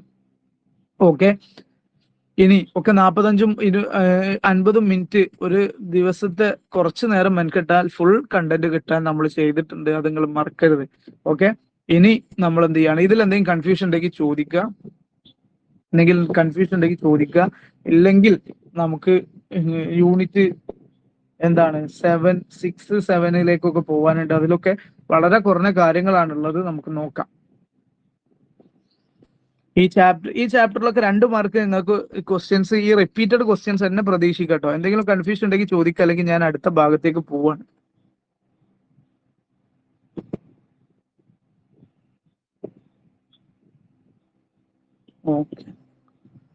മെറ്റീരിയൽ കോസ്റ്റിംഗ് നമ്മൾ ഡിസ്കസ് ചെയ്തതാണ്. ഇനി ഇങ്ങനെ പോയിട്ട് ജോബ് കോസ്റ്റിംഗ് ശ്രദ്ധിക്കുക, യൂണിറ്റ് കോസ്റ്റിംഗ് ആണ് എടുക്കുന്നത്. ജോബ് കോസ്റ്റിംഗിൽ ഒന്നും ഇതുവരെ ചോദിച്ചിട്ടില്ല. നിങ്ങൾക്ക് കോസ്റ്റ് ഷീറ്റ് പഠിച്ചാൽ തന്നെ ജോബ് കോസ്റ്റിംഗിൽ എന്തെങ്കിലും പ്രോബ്ലം വന്നാൽ ഡീൽ ചെയ്യാൻ പറ്റും. ജോബ് കോസ്റ്റിംഗിൽ ഒന്നും ചോദിച്ചില്ല എന്ന് പറയുമ്പോൾ നിങ്ങൾ ശ്രദ്ധിക്കണം കേട്ടോ. നമ്മള് കോൺട്രാക്ട് കോസ്റ്റിംഗ് അതുപോലെ തന്നെ പ്രോസസ് കോസ്റ്റിംഗ്, ഇതിലൊക്കെ നമ്മൾ 2 കാര്യം ഡിസ്കസ് ചെയ്തിരുന്നു. എന്താണ്, ജോബ് കോസ്റ്റിംഗും കോൺട്രാക്ട് കോസ്റ്റിംഗും തമ്മിലുള്ള ഡിഫറൻസ്, അല്ലെങ്കിൽ ജോബ് കോസ്റ്റിംഗും പ്രോസസ് കോസ്റ്റിംഗും തമ്മിലുള്ള ഡിഫറൻസ്. അപ്പൊ അതും ഇതും തമ്മിൽ കണക്റ്റഡ് ആണ്. പക്ഷെ മറ്റേ ചാപ്റ്ററിലാണ് നമ്മൾ ഇൻക്ലൂഡ് ചെയ്തിട്ടുള്ള ആ ക്വസ്റ്റ്യൻസ്. അതുകൊണ്ടാണ് ഇവിടെ ചോദിച്ചില്ല എന്ന് പറഞ്ഞാൽ 2 ചാപ്റ്ററും കൂടെ കണക്ട് ചെയ്ത് ഡിഫറൻസ് എപ്പോഴും ചോദിക്കാറുണ്ട്. അത് നമ്മൾ ഡിസ്കസ് ചെയ്തതാണ്. ഓക്കെ, ഞാൻ യൂണിറ്റ് കോസ്റ്റിംഗിലേക്ക് പോവാണ്. യൂണിറ്റ് കോസ്റ്റിംഗ് എന്ന് പറഞ്ഞാൽ നമ്മുടെ കോസ്റ്റ് ഷീറ്റിന്റെ ഒക്കെ ക്ലാസ് ആണ്. അതിൽ വരുന്നത് എന്താണ്? കോസ്റ്റ് ഷീറ്റ് എന്താന്ന് ചോദിച്ചിട്ടുണ്ട് ഒരു ചോദ്യം. ഇത് 2 തവണ ചോദിച്ചിട്ടുണ്ട്. കോസ്റ്റ് ഷീറ്റ് എന്താണ്? കോസ്റ്റ് ഷീറ്റ് എന്ന് പറഞ്ഞാൽ എന്താ? ഒരു സ്റ്റേറ്റ്മെന്റ് ആണ്. അതിൽ എന്ത് ചെയ്യുന്നുണ്ട്? ദാറ്റ് ഷോസ്, ആ സ്റ്റേറ്റ്മെന്റ് കാണിക്കുന്നുണ്ട് ഡീറ്റെയിൽഡ് കോസ്റ്റ്. എന്തിന്റെ? ഒരു പ്രൊഡക്റ്റ് പ്രൊഡ്യൂസ് ചെയ്യാൻ അല്ലെങ്കിൽ സർവീസ് റെൻഡർ ചെയ്യാനുള്ള ടോട്ടൽ ഒരു പെർട്ടിക്കുലർ പീരീഡിലുള്ള കോസ്റ്റ് എത്രയെന്ന് കാണിക്കുന്നുണ്ട്. ഓക്കെ, ഇത് എന്താണ്? ഇത് presents the breakup of total cost into different component. എങ്ങനെ ഇതിന്റെ ബ്രേക്കപ്പ് കൊടുക്കാറ്? Prime cost, factory cost, cost of production, cost of sale, ഇതും കൂടെ ഒന്ന് അഡീഷണലി ഇട്ടതാണ്. അപ്പൊ ഇതിൽ കാണിക്കുന്ന ഇതിനെ ബ്രേക്കപ്പ് ചെയ്തിട്ടുള്ള ആ ഒരു ക്ലാസിഫൈ ചെയ്ത കോസ്റ്റ് ഷീറ്റിൽ എങ്ങനെ കോസ്റ്റിനെ ക്ലാസിഫൈ ചെയ്തിട്ടുള്ളത്? ആദ്യം പ്രൈം കോസ്റ്റ് വരും, പിന്നെ ഫാക്ടറി കോസ്റ്റ് വരും, cost of production, cost of sale. Cost sheet എന്ന് പറഞ്ഞാൽ ഇതെങ്കിലും നിർബന്ധമായിട്ട് എഴുതിക്കുക. ഒന്നാമത്തത് എന്താണ്?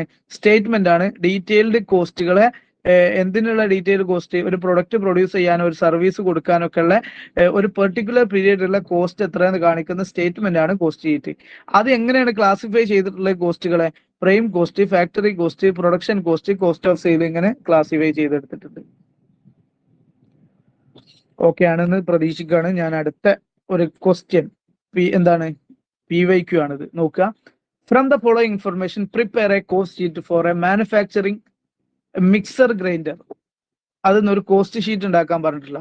മെറ്റീരിയൽ കൺസ്യൂംഡ് 1000 ഉണ്ട്, ഡയറക്റ്റ് വേജസ് 2000 ഉണ്ട്, factory expense 60, 60% on wages, office expense 20% on factory cost. അതുപോലെ തന്നെ പ്രോഫിറ്റ്, സെല്ലിംഗ് പ്രൈസിന്റെ മേലിൽ പ്രോഫിറ്റ് 20% വേണം. ഇത്ര കാര്യങ്ങളേ ഉള്ളൂ. അപ്പൊ എന്താ ചെയ്യുക? ഡയറക്റ്റ് മെറ്റീരിയൽ 1000 ഡയറക്റ്റ് തന്നിട്ടുണ്ട്, അത് എഴുതുക. പിന്നെ ഡയറക്റ്റ് വേജസ് എഴുതുക. അത് രണ്ടും എഴുതി കൂട്ടുമ്പോൾ ഇതിനെ നമ്മൾ പ്രൈം കോസ്റ്റ് എന്ന് വിളിക്കും. ഇനി ഫാക്ടറി കോസ്റ്റ് എത്രയാണ്? ഫാക്ടറി എക്സ്പെൻസ് പറഞ്ഞാൽ 60% ഓഫ് വേജസ്. വേജസിന്റെ 60% എത്ര വരും? 2000ന്റെ 60% എത്ര വരും? 1200. ആ ഇവിടെ കൊടുത്തിട്ടുണ്ട്. അപ്പൊ ഈ 3000ത്തിലേക്ക് 1200 കൂടെ ആഡ് ചെയ്ത് കഴിഞ്ഞാൽ കിട്ടുന്ന ഫിഗർ ആണ് 4200. ഇതിനെ ഫാക്ടറി കോസ്റ്റ്, വർക്ക് കോസ്റ്റ് എന്നൊക്കെ വിളിക്കും. അതിലേക്ക് നമ്മൾ എന്ത് ചെയ്യണം? 20% ഫാക്ടറി കോസ്റ്റിന്റെ 20% ആണ് ഓഫീസ് എക്സ്പെൻസ്. അപ്പൊ 20% 4200ന്റെ 20% കൊടുത്തു, 5040 കിട്ടി. ഇനി ശ്രദ്ധിക്കുക, 20% ഓൺ സെല്ലിംഗ് പ്രൈസ് എന്ന് പറഞ്ഞാൽ സെല്ലിംഗ് പ്രൈസ് എന്താണ്? 100 ആണ്. സെല്ലിംഗ് പ്രൈസ് 100 ആണെങ്കിൽ പ്രോഫിറ്റ് എത്ര വേണം? 20% വേണം. അപ്പൊ കോസ്റ്റ് എത്ര വരും? 80 വരും. അപ്പൊ ഇനി കോസ്റ്റ് ഇവിടെ തന്നിട്ടുണ്ട് 5040. അപ്പൊ 5040 ഡിവൈഡ് ബൈ 80 ഇൻറ്റു 100 ചെയ്ത് കഴിഞ്ഞാൽ സെല്ലിംഗ് പ്രൈസ് കിട്ടും. അതേപോലെ തന്നെ 5040 ഡിവൈഡ് ബൈ 80 ഇൻറ്റു 25 ചെയ്ത് കഴിഞ്ഞാൽ, സോറി, ഇൻറ്റു 25 അല്ല, ഇൻറ്റു 20 ചെയ്ത് കഴിഞ്ഞാൽ പ്രോഫിറ്റും കിട്ടും. ഇനി അതൊക്കെ കൺഫ്യൂഷൻ ഉള്ള ആളുകൾ ശ്രദ്ധിക്കേണ്ട ഒരു പോയിന്റ്, സെല്ലിംഗ് പ്രൈസിന്റെ മേലിൽ 20% എന്ന് പറഞ്ഞാൽ അത് കോസ്റ്റിന്റെ മേലിൽ 25% ആയിരിക്കും. ഓക്കെ, അത് അങ്ങനെയാണ് സാധാരണ ഉണ്ടാവുക. ഇനി കോസ്റ്റിന്റെ മേൽ 25% പറഞ്ഞാൽ സെല്ലിംഗ് പ്രൈസിന്റെ മേലിൽ 20 ആയിരിക്കും. 2 പോയിന്റുകളാണ് ശ്രദ്ധിക്കേണ്ടത്. സെല്ലിംഗ് പ്രൈസിന്റെ മേലിൽ 20% എന്ന് പറഞ്ഞു കഴിഞ്ഞാൽ അതെന്തായിരിക്കും? കോസ്റ്റിന്റെ മേലിൽ 25% ആയിരിക്കും. ഇനി സെല്ലിംഗ് പ്രൈസിന്റെ മേലിൽ 25% എന്നാണെങ്കിൽ അത് കോസ്റ്റിന്റെ മേലിൽ 33.33% ആയിരിക്കും. ഇതേ എക്സാമിന് ചോദിക്കുള്ളൂ. സെല്ലിംഗ് പ്രൈസിന്റെ മേലിൽ 20% എന്ന് പറഞ്ഞാൽ കോസ്റ്റിന്റെ മേലിൽ എത്ര വരും? 25% വരും. സെല്ലിംഗ് പ്രൈസിന്റെ മേലിൽ 25% എന്ന് പറഞ്ഞാൽ കോസ്റ്റിന്റെ മേലിൽ എത്ര വരും?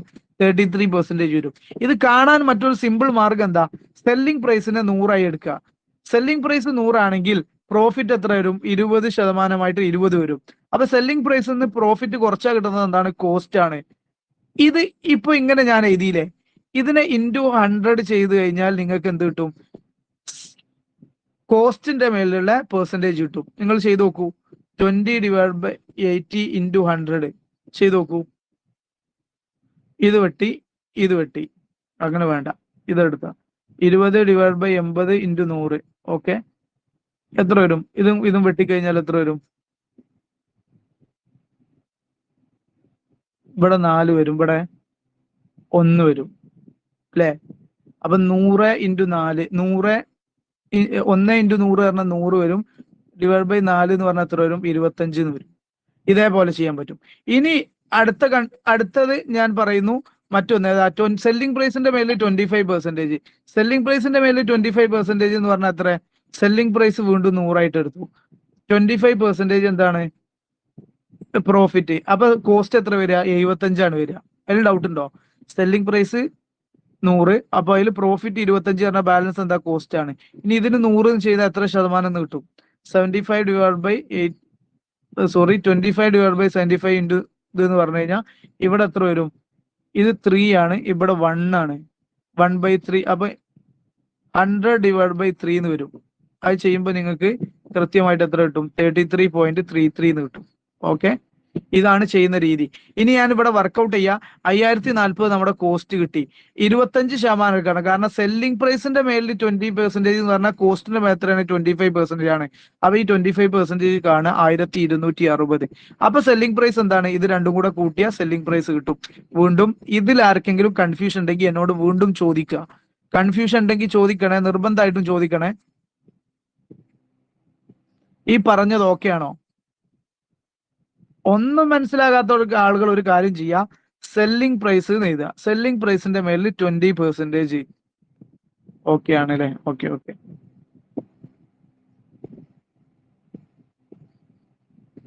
ഓക്കെ, അപ്പൊ കോസ്റ്റിന്റെ മേലിൽ എത്ര? ഓട്ടോമാറ്റിക്കലി 25% ആണ്. ഇനി സെല്ലിംഗ് പ്രൈസിന്റെ മേലിൽ 25% ആണെങ്കിൽ കോസ്റ്റിന്റെ മേലിൽ 33% ആണ്. ഇതാണ് സാധാരണ അങ്ങോട്ടും ഇങ്ങോട്ടും തിരിച്ചിട്ട് ചോദിക്കുന്നേ ഉള്ളൂ. കോസ്റ്റിന്റെ മേലിൽ ഡയറക്റ്റ് തന്നു കഴിഞ്ഞാൽ വേറൊരു ബുദ്ധിമുട്ടില്ല, ഇവിടെ ചെയ്യാൻ പറ്റും. കാരണം കോസ്റ്റ് നമുക്കറിയാം. ഓക്കെ, അപ്പൊ ഇതാണ് ലാസ്റ്റ് ടെൻഡർ പ്രൈസ് അല്ലെങ്കിൽ സെല്ലിംഗ് പ്രൈസ് 6300 നമ്മൾ കണ്ടെത്തി. ഇങ്ങനത്തെ ഒരു ക്വസ്റ്റ്യൻ ആണുള്ളത്. ഇതും നമ്മൾ കോസ്റ്റ് ഷീറ്റ് എടുത്തിട്ടിട്ടുണ്ട്. ക്ലാസ് പിന്നെ ഒരുപാട് ദിവസം മുൻപേ എടുത്തിട്ടുള്ളതാണ്. പലപ്പോഴായിട്ട് കണ്ടു തീർക്കാൻ പറഞ്ഞിട്ടുള്ള സാധനമായിരുന്നു. ആദ്യ ദിവസങ്ങളിൽ എടുത്തിട്ടുണ്ടായിരുന്നു കോസ്റ്റ് ഷീറ്റ്. ഡീറ്റെയിൽ ആയിട്ട് കോസ്റ്റ് ഷീറ്റിന്റെ കാര്യങ്ങളുണ്ട്.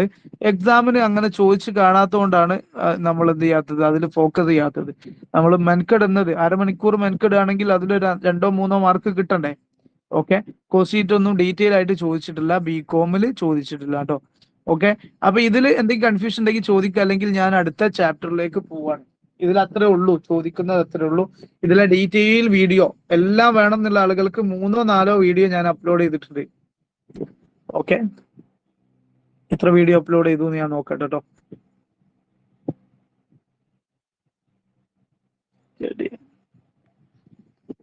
ഓക്കെ ആണ്, ശരി.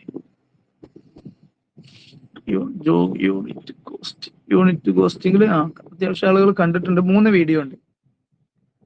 ഓക്കെ, അപ്പൊ ഇനി നമ്മൾ എന്ത് ചെയ്യാണ്? ഇനി ലാസ്റ്റ് ജോബ് കോസ്റ്റിംഗിലൊന്നും ഇല്ലെന്ന് ഞാൻ പറഞ്ഞു. നമ്മൾ നേരെ ഏത് കോൺട്രാക്ട് കോസ്റ്റിംഗിലായിരുന്നു നമ്മൾ തുടങ്ങിയിരുന്ന ചാപ്റ്ററുകളൊക്കെ. ഇനി നമ്മൾ പോകുന്ന എങ്ങോട്ടാണ്? ഇതാ നമ്മുടെ 10ാമത്തെ ചാപ്റ്റർ ആയിട്ടുള്ള സർവീസ് കോസ്റ്റിംഗ്. സർവീസ് കോസ്റ്റിംഗിൽ ആകെ ഒരു തവണ ചോദിച്ചിട്ടുള്ളൂ 5 മാർക്കിന്. അത് അബ്സല്യൂട്ട് പാസഞ്ചർ കിലോമീറ്ററും കൊമേഴ്ഷ്യൽ പാസഞ്ചർ കിലോമീറ്ററും. ശ്രദ്ധിക്കുക, ഇത് ആകെ ക്ലാസ് എടുക്കാനുള്ളത് ആകെ 45 മിനിറ്റ് ആണ്. അത് റെക്കോർഡിങ്സ് അതിലുണ്ട്, അതിലെല്ലാം ഡിസ്കസ് ചെയ്തിട്ടുണ്ട്. ചാപ്റ്ററിൽ ഒരു കണ്ടന്റും മിസ് ചെയ്തിട്ടില്ല. ഇത് അബ്സല്യൂട്ട് കിലോമീറ്റർ കാണുന്ന ക്വസ്റ്റ്യൻ, ഇതും നമ്മൾ അവിടെ ചെയ്തതാ. ആ ക്ലാസ്സിൽ റെക്കോർഡറിൽ ഈ ക്വസ്റ്റ്യൻ ഉണ്ട്. ഞാൻ ഒന്നും കൂടെ വായിക്കാം എന്താണ് ക്വസ്റ്റ്യനുള്ളത്. ആദ്യം അബ്സല്യൂട്ട് കിലോമീറ്റർ എന്താണ്, കൊമേഴ്ഷ്യൽ കിലോമീറ്റർ എങ്ങനെ ചെയ്യാന്നുള്ളതൊക്കെ ഇതൊന്ന് മനസ്സിലാക്കാൻ പറ്റും. Okay, a truck start with a load of 10 ton of goods from station P. അതായത് സ്റ്റേഷൻ പി എന്ന് അയാൾ സ്റ്റാർട്ട് ചെയ്യാണ്. അങ്ങനെ അയാൾ ഒരു സ്ഥലത്തേക്ക് പോവാണ്. എങ്ങോട്ടാ? It unload 4 ton at station Q വരെ ഇത് പോകുന്നുണ്ട്. അപ്പൊ പോകുന്നത് 10 ടൺ ആയിട്ടാ പോകുന്നത്. ഓക്കെ, 10 ടൺ ഉണ്ട്. ഓക്കെ, ഇനി അടുത്ത കാര്യം, ഇത് ക്യൂവിൽ എത്തിക്കഴിഞ്ഞപ്പോ എന്ത് ചെയ്തു? 4 ടൺ അൺലോഡ് ചെയ്തു. അതായത് ഇനി ക്യൂന്ന് ഇത് പോകുന്നത് എത്ര ടൺ ആയിട്ടാണ്? 6 ടൺ ആയിട്ടാണ് പോകുന്നത്. ഓക്കെ, അങ്ങനെ എത്ര കിലോമീറ്റർ എത്തി? 6 ടണ്ണ് പോയിട്ട് ക്യൂ എവിടെ എത്തി? And rest of the goods at station 6. അപ്പൊ സ്റ്റേഷൻ 6 വരെ ഇത് 6 ടൺ ആയിട്ട് പോയി. ഇനി ശ്രദ്ധിക്കുക, ഇത് reach back directly to P. ഇനി ക്യൂയിലേക്കൊന്നും പോകുന്നില്ല. 6 ഡയറക്റ്റ് ആയിട്ട് എങ്ങോട്ട് പോവാണ്? പിയിലേക്ക് പോവാണ്. പിയിലേക്ക് പോകുമ്പോൾ ഈ 6-ൽ നിന്നും വിത്ത് 8 ടൺ എന്ത് ചെയ്യുന്നുണ്ട്? 6 എടുക്കുന്നുണ്ട്. അപ്പൊ ഈ യാത്രയിൽ 8 ടണ്ണും ഉണ്ട്. Okay, the distance between P Q R then R to P എത്രയാണ്? ഇവിടെ നിന്നുള്ള ഡിസ്റ്റൻസ് എന്ന് പറയുന്നത് ഡിസ്റ്റൻസ് 40 ആണ്. ഇവിടെ നിന്നുള്ള ഡിസ്റ്റൻസ് എത്രയാണ്? 60 ആണ്. ഇവിടുന്ന് അങ്ങോട്ടുള്ള ഡിസ്റ്റൻസ് എത്രയാണ്? 80 കിലോമീറ്റർ ആണ്. അത് 80 എന്നും ഞാൻ എന്ത് ചെയ്തിട്ടുണ്ട്? കൊടുത്തിട്ടുണ്ട്. നമ്മളോട് അബ്സല്യൂട്ട് കിലോമീറ്ററിനും 10 കിലോ, പിന്നെ കൊമേഴ്ഷ്യൽ കാണാൻ പറഞ്ഞിട്ടുണ്ട്. അബ്സല്യൂട്ട് കിലോമീറ്റർ എങ്ങനെ കാണാന്ന് വെച്ച് കഴിഞ്ഞാൽ വളരെ സിമ്പിളാണ്. എന്താ ചെയ്യേണ്ടതെന്ന് വെച്ച് കഴിഞ്ഞാൽ പി ടു ക്യൂ എത്രയുള്ളത് 10 ടണ്ണും 40 കിലോമീറ്ററുമാണ്. അപ്പൊ നമ്മൾ എന്ത് ചെയ്യുക, പി ടു ക്യൂ എന്ത് ചെയ്യുക, 10 ടൺ ഇൻറ്റു 40 400 ടൺ കിലോമീറ്റർ കാണുക. ഈ 10 കിലോമീറ്റർ കണ്ടു. ഇനി ക്യൂ ടു ആർ എന്താ, 6 ടണ്ണും 60 കിലോമീറ്ററുമാണ്. അപ്പൊ 6 ടൺ ഇൻറ്റു 60 ചെയ്തു 360 ടൺ കിലോമീറ്റർ വന്നു. ഇനി ശ്രദ്ധിക്കുക, അടുത്തത് എന്താണ്, 8 ടൺ 80 വെച്ചിട്ടാണ് 640 ടൺ കിലോമീറ്റർ. ഇതെല്ലാം കൂടെ ടോട്ടൽ ചെയ്ത് കഴിഞ്ഞാൽ 400 360 640 1400 ടൺ കിലോമീറ്റർ ആണ് കിട്ടിയിട്ടുള്ളത്. ഈ കാൽക്കുലേഷൻ ക്ലിയർ ആണോ അല്ലേ എന്നൊന്ന് കമന്റ് ചെയ്യാം. അബ്സല്യൂട്ട് 10 കിലോമീറ്റർ കണ്ടത് എങ്ങനെയാന്ന് മനസ്സിലായിട്ടുണ്ടോ എന്ന് കമന്റ് ചെയ്യാം. Yes, okay. ഇനി എന്താണ്, കൊമേഴ്ഷ്യൽ 10 കിലോമീറ്റർ ആണ്. കൊമേഴ്ഷ്യൽ 10 കിലോമീറ്റർ എന്ന് പറഞ്ഞാൽ ആദ്യം ശ്രദ്ധിക്കേണ്ടത് എല്ലാ ടണ്ണുകളെയും കൂടെ കൂട്ടിയിട്ട് ആവറേജ് ചെയ്യാം. നമുക്ക് ഫസ്റ്റ് ഇവിടെ 10 ടൺ ഉണ്ട്, അടുത്ത എത്ര ഉള്ളത് 6 ടൺ ഉണ്ട്, അടുത്ത 8 ടണ്ണും ഉണ്ട്. ഇത് 3 വീതമായിട്ടുള്ളത്, അതിന്റെ സിമ്പിൾ ആവറേജ് കാണുക. ഇങ്ങനെ കാണുമ്പോൾ നമുക്ക് 8 ടൺ എന്ന് കിട്ടും, ആൻസർ 8 എന്ന് കിട്ടും. ഓക്കെ, ഈ 8 ടണ്ണിനെ ഇവിടെ ഉള്ള ഓരോ കിലോമീറ്ററുകളും നമ്മൾ എന്ത് ചെയ്യുക, ടോട്ടൽ എന്ത് ചെയ്യുക, എന്നിട്ട് അതുകൊണ്ട് മൾട്ടിപ്ലൈ ചെയ്താൽ മതി. അപ്പൊ ടോട്ടൽ കിലോമീറ്റർ ഒന്നാമത്തെ എത്ര 60, പിന്നെ ഒന്നാമത്തെ 40, പിന്നെ 60, പിന്നെ 80, ടോട്ടൽ 180 കിലോമീറ്റർ ഉണ്ട്. ഈ 180 കിലോമീറ്ററും ഈ 8 ആയിട്ട് മൾട്ടിപ്ലൈ ചെയ്ത് കഴിഞ്ഞാൽ 1440 എന്തുണ്ട് 10 കിലോമീറ്റർ കിട്ടും. ഓക്കെ, ഇതാണ് ഇതിലെ കൊമേഴ്ഷ്യൽ 10 കിലോമീറ്റർ കാൽക്കുലേറ്റ് ചെയ്യുന്ന ഇക്വേഷൻ. ഇത് 5 മാർക്കിന് എക്സാമിന് ചോദിച്ചിട്ടുണ്ട്. വളരെ സിമ്പിൾ ആയിട്ട് കൈകാര്യം ചെയ്യാൻ പറ്റും. ഇവിടെ ശ്രദ്ധിക്കേണ്ട ഒരു പോയിന്റ്, ഇപ്പൊ ഉദാഹരണത്തിന് P to R to P എന്നുള്ളതില് 10 0 ആണ് എന്ന് കരുതുക. അങ്ങനെയാണെങ്കിൽ ഇവിടെ ഒന്നും എടുക്കൂല കേട്ടോ, ഇവിടെ 0 ആയിരിക്കും. എന്നിട്ട് ഇത് രണ്ടും തമ്മിൽ മാത്രമേ ആഡ് ചെയ്യുള്ളൂ. അതായത് 10 ഒന്നും കൊണ്ടുപോകുന്നില്ലെങ്കിൽ 10 കിലോമീറ്റർ എടുക്കാൻ പാടില്ല. എത്ര ആലോചിച്ചാൽ മതി, 80 കിലോമീറ്റർ ഒരു ടണ്ണും പോയിട്ടില്ല, അപ്പൊ എത്ര 0. 80 ഇൻറ്റു 0 എന്ന് പറഞ്ഞാൽ എത്ര 0 വരും. അങ്ങനെ തന്നെ ചെയ്യണം, നിർബന്ധമാണ്. എവിടെ ചെയ്യുമ്പോൾ അബ്സല്യൂട്ടില്. നേരെ മറിച്ച് ഇതേ എക്സാമ്പിൾ ഞാൻ ഇവിടെ എടുക്കുകയാണ്. എത്ര, ഒന്നാമത്തേൽ 10 ടൺ എടുത്തിട്ടുണ്ട്, രണ്ടാമത്തേൽ 6 ടൺ എടുത്തിട്ട്, മൂന്നാമത്തേൽ 0 ടൺ എടുത്തിട്ടുണ്ട്. 3 കൊണ്ട് ഡിവൈഡ് ചെയ്യുക, അപ്പൊ എത്ര കിട്ടും, 16 ഡിവൈഡ് ബൈ 3 എത്ര കിട്ടുന്നത്, 16 ഡിവൈഡ് ബൈ 3 എന്താണോ കിട്ടുന്നത് ആ ആൻസർ നമുക്ക് ഏകദേശം 5 പോയിന്റ് സംതിങ് ആന്ന് കരുതുക.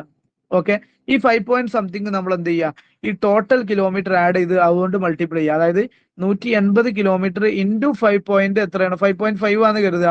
ആ 5.5 കൊണ്ട് മൾട്ടിപ്ലൈ ചെയ്യുക. ഇതാണ്, ഇങ്ങനെ തന്നെ ചെയ്യണം. ഇവിടെ 0 എടുത്തിട്ട് ഡിവൈഡ് ചെയ്യണം. 0 എന്നാൽ ഇവിടെ ചെയ്യുന്ന സമയത്ത് 0യും ഇതും തമ്മിൽ മൾട്ടിപ്ലൈ ചെയ്ത് 0 തന്നെ ആൻസർ വരണം. അത് ശ്രദ്ധിക്കുക. ഇത് അത്രേ ഉള്ളൂ നമുക്ക് ഈ ഒരു ചാപ്റ്ററിൽ പറയാന്. ബാക്കി ഇതോടുകൂടെ നമ്മുടെ എല്ലാ ചാപ്റ്ററും കംപ്ലീറ്റ് ആണ്. ഒരു ചാപ്റ്ററും ഇനി ബാലൻസ് ഉണ്ടാവില്ല. ഒന്നാമത്തെ ചാപ്റ്ററും രണ്ടാമത്തെ ചാപ്റ്ററും നമ്മൾ ഇന്ന് ഡിസ്കസ് ചെയ്തു.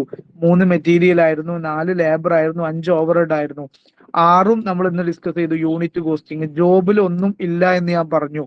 7 എന്താണ് പ്രോസസ് ആണെന്ന് തോന്നുന്നു. 8 കോൺട്രാക്ട് ആണ്, അങ്ങനെ ഞാൻ മനസ്സിലാക്കുന്നത്. Sorry, job 6 unit costing, 7 job costing, 8 contract costing, 9 process costing, 10 Pay service costing ആണ്. ഇനി 11 നമ്മൾ ഇന്നലെ ഡിസ്കസ് ചെയ്തു ബജറ്റിൻ്റെത്. 12 സ്റ്റാൻഡേർഡ് കോസ്റ്റിംഗ് ആണ്. ഇത്രയാണ് നമ്മുടെ ചാപ്റ്റേഴ്സ് ഉള്ളത്. നല്ലപോലെ നമ്മൾ പ്രിപ്പയർ ചെയ്യുക. ഈ ഒരു മൊഡ്യൂള്, ഈ ഒരു മെറ്റീരിയൽ നിങ്ങൾ മാക്സിമം ഒന്ന് വർക്കൗട്ട് ചെയ്യാൻ നോക്കുക. അത് നിങ്ങൾക്ക് എന്തായാലും ഉപകാരം ഉണ്ടാവും. കാരണം PYQs പലപ്പോഴും റിപ്പീറ്റഡ് ആണ്. ഞാനിത് ക്ലാസ്സിൽ ഗ്രൂപ്പിൽ എന്ത് ചെയ്തിട്ടുണ്ട്, ഷെയർ ചെയ്തിട്ടുണ്ട്. നിങ്ങൾ അത് നല്ലപോലെ കാണുക. ഓക്കെ, എന്തെങ്കിലും കൺഫ്യൂഷൻ ഉണ്ടെങ്കിൽ ചോദിക്കുക. എക്സാം റിലേറ്റ് ചെയ്ത് നിങ്ങൾക്ക് എങ്ങനെയാണ് കൈകാര്യം ചെയ്യേണ്ടത് എന്ന കാര്യത്തിൽ എന്തെങ്കിലും സംശയം ഉണ്ടെങ്കിൽ അതൊക്കെ ചോദിക്കാം. 4th സെമസ്റ്റർ ആയിട്ടുണ്ട്, അതുകൊണ്ട് തന്നെ വലിയ ബുദ്ധിമുട്ടൊന്നും ഉണ്ടാവില്ല എന്ന് കരുതുന്നു. എന്നാലും എന്തെങ്കിലുമൊക്കെ എക്സാം റിലേറ്റ് ചെയ്ത് കൺഫ്യൂഷൻസ് ഉണ്ടെങ്കിൽ ചോദിക്കാവുന്നതാണ്.